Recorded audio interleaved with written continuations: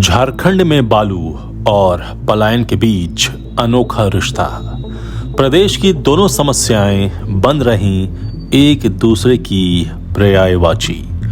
बालू नहीं मिलने से सबसे ज्यादा रोजगार देने वाला निर्माण कार्य लगभग ठप। हर रोज बढ़ रही इन समस्याओं पर नहीं है किसी का ध्यान। नमस्कार, आजाद सिपाही विशेष में आपका स्वागत है। मैं हूं राकेश सिंह। झारखंड का नाम देश ही नहीं दुनिया की फलक पर है। भगवान बिरसा की यह धरती जहां सीदो कान्हो चांद भैरव जैसे वीर योद्धाओं की गाथा समेटे हुए है, वहीं इसके जमीन में दबे हैं बहुमूल्य खनिज पदार्थ। इन सभी की वजह से दुनिया में यह राज्य पहचान का मोहताज नहीं है।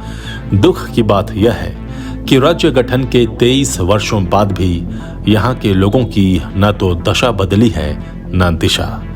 दिन ब दिन वे जल, जंगल और जमीन से दूर होने को मजबूर हैं। हर दिन राज्य में बड़ी संख्या में मजदूर पलायन कर रहे हैं। सरकार फक्र से कहती है, हम प्रवासी मजदूरों का डेटा बैंक बना रहे हैं जिससे बाहर उन्हें कोई परेशानी न हो।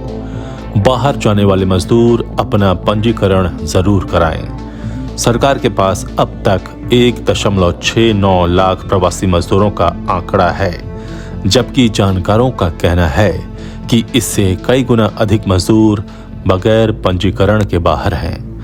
मजदूरों को पंजीकरण कराना चाहिए। यह एक जानकारी रखने और आपात स्थिति में मदद पहुंचाने के लिए अच्छा कदम है। पर सोचने वाली बात यह है कि आखिर मजदूर पलायन करने के लिए विवश क्यों हो रहे हैं, अपने यहाँ से दूर क्यों भाग रहे हैं, उनकी मजबूरी क्या है। पहले उन कारणों का पता लगाना होगा, फिर उन्हें दूर करना होगा, तभी पलायन रुकेगा। हाल के पलायन को देखें तो समस्या का अंदाजा लगाया जा सकता है। राज्य में खनिज के अंबार के बीच एक बालू जैसी छोटी संपदा है जिसने छोटे बड़े कंस्ट्रक्शन करने वालों का दम निकाल दिया है। बालू की कालाबाजारी, बढ़ती कीमत और अनुपलब्धता के कारण बड़े छोटे निर्माण कार्य ठप होते जा रहे हैं। इसका असर दिहाड़ी मजदूरों पर हो रहा है। उनके हाथों से काम छूटता जा रहा है। हालत यह है कि चौक चौराहों पर एक दिहाड़ी मजदूर ढूंढने जाओ, 10 तैयार मिलेंगे चलने के लिए। मजदूरों के सामने रोजी रोटी का संकट आ रहा है। नतीजतन छोटे छोटे दिहाड़ी मजदूर पलायन को मजबूर हैं। यानी समस्या बालू का महंगा या बालू उपलब्ध होना नहीं है। अगर बालू की समस्या का निदान हो जाए तो काफी हद तक तात्कालिक पलायन को रोका जा सकता है। इसी तरह समय समय पर पलायन के पीछे के कारणों को तलाशना होगा, उसे दूर करना होगा, तभी राज्य से पलायन रुकेगा, तभी राज्य विकास की ओर अग्रसर होगा। राज्य में बालू की समस्या और मजदूरों के पलायन को खंगालती आजाद सिपाही के राजनीतिक संपादक प्रशांत झा की रिपोर्ट। कोरोना काल की घटनाएं आपको याद होंगी, जब श्रमिकों को विदेश और दूसरे राज्यों से झारखंड वापसी के लिए सैकड़ों मील पैदल चलना पड़ा था। सरकार को भी उन्हें लाने के लिए काफी जद्दोजहद करनी पड़ी। बस, ट्रेन, यहाँ तक कि हवाई जहाज से मजदूरों को लाया गया। उस समय करीब 8.5 लाख मजदूर राज्य में लौटे थे। तब मजदूरों का पलायन रोकने के लिए कई वादे और घोषणाएं हुई। सरकार ने ई-श्रम निबंधन पोर्टल की शुरुआत की। इस पर सभी मजदूरों को निबंधन कराने के लिए कहा गया। राज्य के बाहर जाने वाले मजदूरों को इस पर अलग से निबंधन की व्यवस्था है, जिससे आपात स्थिति में उन्हें मदद की जा सके।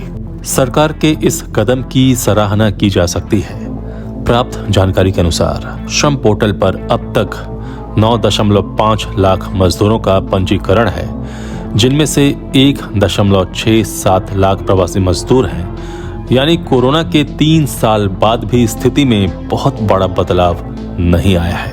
सूबे से मजदूरों का पलायन कोरोना संकट टलने के बाद फिर हुआ, जो आज भी जारी है। यह एक बड़ी और गंभीर समस्या है। झारखंड के मजदूर रोजी रोटी के लिए बड़ी तादाद में देश के अन्य राज्यों से लेकर विदेश की ओर रुख कर रहे हैं। राज्य के मजदूरों को अलग अलग हिस्सों में बांटा जाए तो सबसे अधिक मजदूर कंस्ट्रक्शन क्षेत्र से जुड़े हुए हैं, चाहे वह पुल पुलियों का निर्माण हो या सड़क निर्माण, बड़े छोटे भवन निर्माण आदि। राज्य के ज्यादातर मजदूर इसी क्षेत्र से जुड़े हैं। श्रम विभाग के आंकड़ों के अनुसार इस क्षेत्र से जुड़े 7.18 लाख मजदूर पंजीकृत हैं। हालांकि इससे कहीं ज्यादा मजदूर कंस्ट्रक्शन क्षेत्र में लगे हैं, क्योंकि यह आंकड़ा केवल बड़ी बड़ी योजनाओं में काम करने वालों से ही प्राप्त मजदूरों की संख्या का ही है। छोटे छोटे स्तर पर काम करने वालों का तो पंजीकरण ही नहीं हुआ है। यानी अगर राज्य में निर्माण कार्य होगा तो इनके पास रोजगार होगा, और अगर निर्माण कार्य नहीं होगा तो ये बेरोजगार होंगे। फाका कशी में जीवन व्यतीत होगा, वह पलायन के लिए मजबूर होंगे, जिसकी शुरुआत हो चुकी है। मजबूरी में मजदूर पलायन की ओर अग्रसर हैं। इसकी मुख्य वजह राज्य में बालू की किल्लत है। बालू की कालाबाजारी हो रही है, कीमत आसमान छू रहे हैं। इसका असर निर्माण कार्य पर हो रहा है। रांची में 10,000 रुपए प्रति हाइवा मिलने वाला बालू ब्लैक में 40,000 रुपए में मिल रहा है। 3,000 रुपए प्रति टर्बो बालू की कीमत अब 8 से 8,500 तक हो गई है। कहीं कहीं तो 10 से 11,000 में मिल रही है, वह भी काफी मुश्किलों के बाद मिल पाता है। यह स्थिति कमोबेश राज्य के हर जिले में है। दरअसल राज्य सरकार ने हाल में 444 बालू घाटों में से 351 की नीलामी प्रक्रिया JSMDC के माध्यम से संपन्न कराई थी। इसमें 216 घाटों की नीलामी प्रक्रिया पूर्ण कर ली गई। वहीं 135 घाटों की निविदा प्रक्रिया चल रही है। पूर्व से राज्य भर में केवल 21 बालू घाट ही ऐसे हैं जिनकी बंदोबस्ती हो चुकी है। यानी पूरे राज्य में केवल 21 बालू घाट चालू हैं। इन्हीं घाटों से वैध रूप से बालू का उठाव हो रहा है।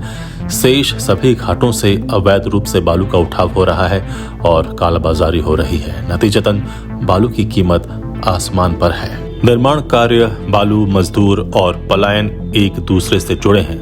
अगर बालू आसानी से उपलब्ध होगा तो निर्माण कार्य होंगे तो कंस्ट्रक्शन क्षेत्र से जुड़े मजदूरों को रोजगार मिलेगा।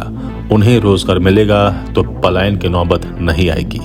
यानी कम से कम कंस्ट्रक्शन क्षेत्र से जुड़े पलायन के पीछे का कारण बालू ही है। कई ठेकेदार ऐसे हैं जो पूरे गांव के लोगों को एक साथ लेकर दूसरे राज्य तक जाते हैं और वहां लोगों को मजदूरी दिलाते हैं। कंस्ट्रक्शन साइट पर ही उन्हें रखा जाता है, वहीं उनसे काम लिया जाता है। इस तरीके से संगठित पलायन में शोषण भी खूब होता है। इतना ही नहीं, मानव तस्करी को भी इससे बल मिलता है। जानकार कहते हैं, जब मजदूरों को दूसरे राज्यों में काम मिल जाता तो ऐसे लोगों पर भोले भाले ग्रामीण ज्यादा भरोसा करते हैं। वह रोजगार के लालच में राज्य के बाहर जाते हैं। इनमें आदिवासी बच्चे, लड़कियां आदि शामिल होती हैं। राज्य में पिछले 5 साल से 700 से अधिक मानव तस्करी के मामले दर्ज हुए हैं। अनुमान के अनुसार राज्य में मानव तस्करी के लगभग 5,000 से अधिक लोग शिकार हुए हैं। इतना तो तय है कि राज्य में बालू की समस्या है, कालाबाजारी हो रही है, कीमत आसमान छू रहा है। अगर व्यवस्था तत्काल ठीक नहीं हुई तो पलायन और बढ़ेगा, जबकि हालात इसके उलट दिख रहे हैं। जिन बालू घाटों की नीलामी की है उनके माइंस डेवलपर ऑपरेटर का चयन कर लिया गया है। इन्हें लेटर ऑफ इंटेंट दे दिया गया है। इसके बावजूद बालू निकालने में विलंब होगा। इसकी वजह यह है कि बालू घाटों के टेंडर के बाद माइनिंग प्लान, पर्यावरण अनापत्ति प्रमाण पत्र और कंसेंट टू ऑपरेट लेना पड़ता है। इसके लिए state environment impact assessment authority Siya के पास आवेदन करना पड़ता है, जहां से इसकी मंजूरी मिलती है।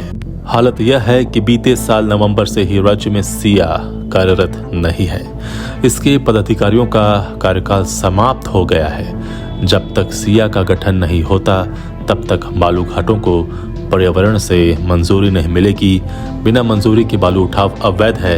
इस प्रक्रिया को पूरी करने में सामान्य 6 महीने लगेंगे। यानी जुलाई अगस्त से पहले बालू उठाव वैध तरीके से संभव नहीं है। इस बीच जून महीने से बालू उठाव पर एनजीटी से रोक लगेगी, यानी बालू की समस्या बरकरार रहेगी। इसलिए सरकार को वैकल्पिक व्यवस्था पर सोचने की जरूरत है। बालू घाटों के वैध उठाव के लिए प्रक्रिया में तेजी लाने के साथ साथ इसकी वैकल्पिक आपूर्ति के बारे में भी सोचना होगा, नहीं तो आने वाले दिनों में राज्य से पलायन भारी संख्या में होने से इनकार नहीं किया जा सकता है। आजाद सिपाही के विशेष में अभी इतना ही। आप हमारे इस YouTube चैनल को जरूर सब्सक्राइब करें और भी अधिक जानकारी के लिए पढ़ते रहिए अपना लोकप्रिय दैनिक अखबार आजाद सिपाही। धन्यवाद।